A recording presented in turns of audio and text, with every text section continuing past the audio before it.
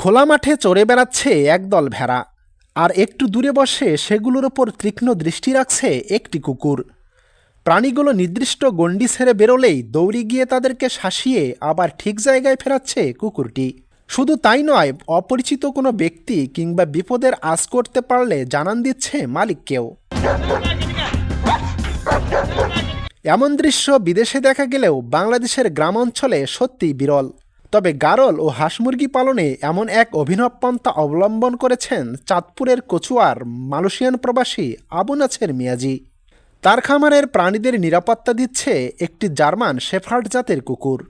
আমার এখানে কোনো নিরাপত্তা কর্মী নাই। আমার নিরাপত্তা কর্মী হলো আমার এই যে দুই ডগ, একটা হইলো যায় জার্মান শেফার্ড, একটা হলো যায় লেব্রা। এরাই থাকে, কারণ নিরাপত্তা কর্মী দিয়েও তো আমরা কমফোর্টেবল না, যেই জন্য এগুলো আনছি। এগুলোই আমার নিরাপত্তা কর্মী, আমার অন্য কোনো নিরাপত্তা কর্মী লাগে না। কোনো চোর ডাকাত কেউই আসতে পারে না আর কি। ওদেরকে দিনে রাখে তুই ভিতরে, আর রাত্রে ছাড়ি, কারণ দিনে কৃষকরা কাজ করে তো অনেক সময় কৃষকরা ভয় পায়।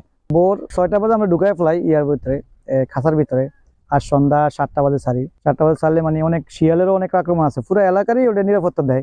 দেশের মাটিতে কিছু করার ইচ্ছে ছিল সেই ছোটকাল থেকেই। সেই ইচ্ছাকে বাস্তবে রূপান্তর করার জন্য মালয়েশিয়া থেকে দেশে ফিরে নিজের একটি খামার প্রতিষ্ঠা করেন তিনি।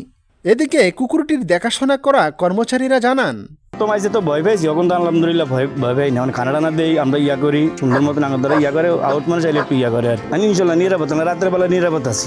এই যে ইয়া করে হরি দেয়, মানুষ চাইলে দৌড়াইলে যায়। মানুষে যদি নষ্ট করে তো ক্ষতি করতে চায়, আমরা আম করে তো ক্ষতি করে না। বুদ্ধিমত্তা, আনুগত্য ও কর্মক্ষমতার জন্য এই কুকুরটি বিশ্বজুড়ে বিশেষভাবে পরিচিত। বর্তমানে বাংলাদেশেও ধীরে ধীরে এই প্রজাতির কুকুরের পালনের আগ্রহ বাড়ছে। জার্মান শেফার্ড শুধু একটি পোষা প্রাণী নয়, বরং এটি পরিবারের একজন বিশ্বস্ত সঙ্গী ও রক্ষা কবচ হিসেবেও কাজ করে বলে জানান প্রাণী সম্পদ কর্মকর্তারা। বর্তমানে বিভিন্ন খামারে নিরাপত্তা বাড়াতে অনেকেই এই জাতের কুকুর পালন করতে আগ্রহী হচ্ছেন, যা পশুপালন খাতেও নতুন সম্ভাবনার সৃষ্টি করেছে বলে জানিয়েছেন সংশ্লিষ্টরা।